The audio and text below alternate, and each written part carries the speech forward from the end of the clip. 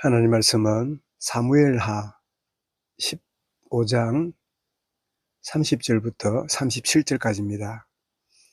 사무엘하 15장 30절부터 37절까지 말씀을 함께 읽겠습니다.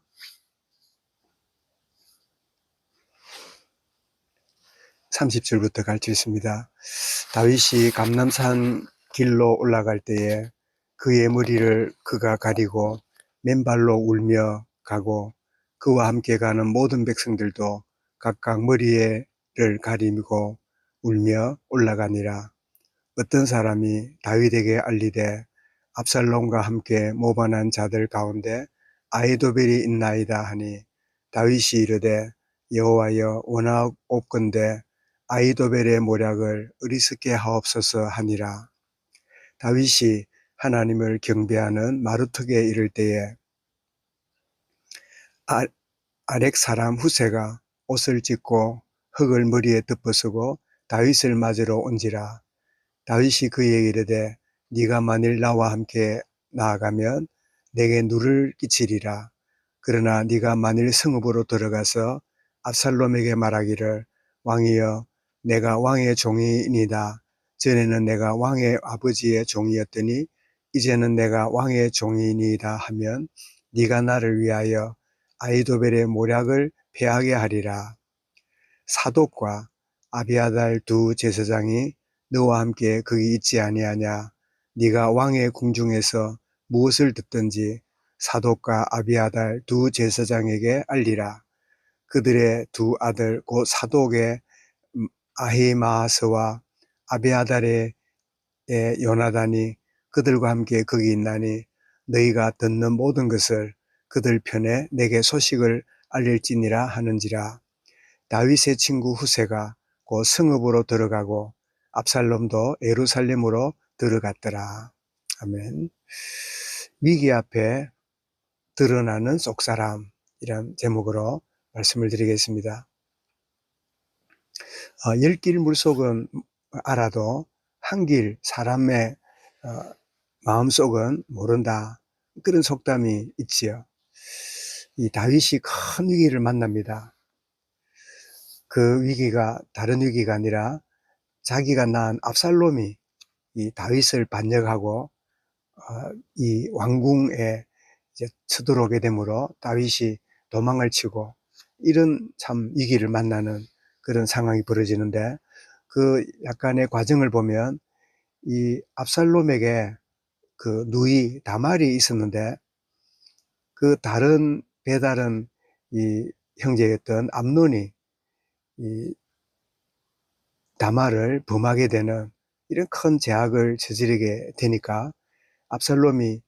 이 자기 누이를 범한 이 암논을 기회를 노리다가 죽입니다. 말하자면 복수한 거죠. 이 인간의 분노가 이 복수로까지 나가는. 그래서 이 다윗 입장에 볼 때 이 하루아침에 자기 그 딸이 죽고 또 다른 아들이 죽고 또 죽인 압살롬은 이 도망을 쳐서 아주 그 이 다윗에게 그 이 눈에 띄지 않겠다고 그래서 떨어져 있는 그런 상황이 벌어지게 되니까 그의 신하였던 요압이 중재를 해가지고 그 이 숨어있던 압살롬이 그 다윗에게 와서 화해를 하고 다윗이 그를 받아주는 반역의 이 큰 이 고통을 주고 참 살인을 저지르는 이런 복수심에 불탔던 압살롬을 다윗이 용납하고 용서하고 화해하고 이제 돌아오게 되는데 그런데 이 압살롬이 이 속으로 이 아버지를 제거하고 이 왕위를 차지해야 되겠다 하는 반역을 이제 꿈꾸고는 이 반역을 일으키게 됩니다. 그때 다윗이 아들 압살롬을 차마 아들과 전쟁을 치를 수 없으니까 예루살렘을 떠나서 왕궁을 떠나서 도주를 하는 그 아들로 인해서 아버지 이 다윗 왕이 도망을 하는 이런 참 비극적인 일이 벌어지는데 그런데 이때 다윗이 이제 왕으로 있다가 아들이 반역을 일으켜서 그 왕궁을 차지하고 이 다윗은 쫓겨가는 이런 위기를 만났을 때 그 다윗 주변에 많은 사람들이 이렇게 어떤 모양으로 이 행동하는지가 그 속사람이 드러나는 걸 보게 됩니다. 예를 들면 이때 같은 사람은 다윗의 그 신복인데 아주 모사를 하는 그런 이 참모인데 이 다윗이 그 도주한다는 이야기를 듣고 이 우세가 옷을 찢고 머리에 흙을 덮어쓰고 다윗을 맞으러 와서 왕이여 내가 당신과 함께 하겠습니다. 이렇게 중심을 보이는 충신을 보게 되는데 그때 다윗이 이 압살롬의 모사꾼이었던 이 아히도벨의 모략을 내가 가까이 있으면서 잘 조절하고 또 어떤 일이 벌어지면 내게 알려달라. 그래서 후세가 오히려 거짓 그 충성으로 내가 그전에는 아버지를 섬겼지만 이제는 압살롬 당신을 섬기겠습니다 하고 인정을 받고는 그렇게 나에게 도움을 달라 하는 그런 후세와 같은 중신이 있는가 하면 또 사독이나 아비아달 같은 제사장들이 비록 그 압살롬 가까이 있었지만 그의 마음들은 다윗을 향한 변함없는 충성을 보여주게 되고 그리고 후세라는 그 사람은 참 다윗을 참 맞이하고 참 온전히 그렇게 했지만 또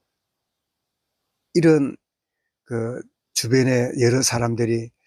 다윗을 참 온전히 섬기는 충신이 있는가 하면 또 한편은 이 반역하고 또 다른 쪽으로 가서 이렇게 그 압살롬의 편이 돼 가지고 다윗을 거역하는 다윗이 왕이었을 때는 다 충신이고 다 잘하는 것처럼 보였지만 그러나 그 이들이 어려움을 당하고 위기를 만나니까 이 다윗의 그 반대되는 쪽에 서서 오히려 참 압살롬을 옹호하고 그렇게 자기 이익을 쫓아가는 이런 모습을 참 보여주고 있는데 참 위기를 만나게 될 때 그 속사람이 다 드러나는 것을 우리가 여기서 보게 됩니다. 참 난세의 영웅이 난다고 하는 그런 말이 있기도 하지요. 정말 위기 앞에 사람의 내면이 속사람이 드러나는 그것은 대부분 보면 이 위기를 만나고 또 큰 한계를 만날 때 그 속에 이제 상처가 드러나고 또 모든 관계가 이해관계로 관계가 좋을 때는 뭐 더불어 그냥 괜찮아 보이지만 딱 상황이 벌어지면 내가 손해와 이익을 쫓아가는 그런 인생이 참 되고 있음을 이 다윗이 위기를 만날 때 그래서 다윗은 이 압살롬의 반역으로 인해서 왕궁을 떠나고 큰 위기를 만나고 아들과 싸울 수 없는 그런 위기를 만났을 때 이런 사람들의 그 내면이 드러나게 되므로 누가 중신인지 누가 간신인지 누가 진정으로 하나님을 섬기고 참 나와 함께하는 자인지 또 그렇지 않고 자기 이익이나 적당한 이 변신을 쫓아가는 그런 인생인지를 참 진정으로 발견하는 그런 기회가 참 되어지는데 참 우리가 살아가는 가운데 위기도 만나고 어려움을 만날 때 첫째는 내가 하나님과의 관계를 새롭게 점검하는 내가 이것이 내가 하나님 앞에 참 바른 중심으로 갖지 못함으로 내가 이런 일을 만나고 있다면 회개하고 갱신하고 새롭게 주님 앞에 무릎 꿇는 기회가 되어야 될 것이고 내가 하는 것이 틀리지 않는데도 불구하고 어려움이 온다면 이때에 정말 이것을 바라보고 또 여기에 어려움을 당하고 있는 나에게 참 사람들이 진심으로 어떤 모습으로 나를 대하는가 할 때 나도 위기를 만나면 내 속에 있는 부분이 드러남으로 하나님께 가서 참 무릎 꿇고 십자가의 보혈의 은혜로 새롭게 되는 그런 갱신의 교회가 자아가 깨어짐으로 참 내가 새롭게 되는 복된 시간이 되고, 또 내가 겪는 문제 앞에 여러 주변 사람들이 보여주는 그런 중심을 보면서 어떤 이가 진정으로 영의 사람인지 어떤 이가 육신의 사람인지를 확인하면서 참 어떻게 교제와 중심을 갖고 나아갈 수 있는가 하는 사실을 보여주는, 예를 들면 내가 잘못했는데 두둔하고 괜찮다고 하는 그런 이들이 있는가 하면, 또 반대로 내가 잘못되었을 때 참 그것은 잘못되었고 그것은 돌이켜야 된다라고 하는 진심으로 충고하는 이들도 있을 테고, 또 어떤 이들은 내몰라는 이도 있을 테고, 위기 앞에 여러 모양으로 드러나는 사실을 보게 되는데, 이 다윗이 이 위기를 다 나중에 이겨내고 나서 다시 나라를 점검할 때 참 중심을 갖고 참 하나님을 경외하고 또 충신으로 나아가는 사람들을 중직으로 세우고, 그렇지 않는 자를 또 정리하는 좋은 기회가 되는데,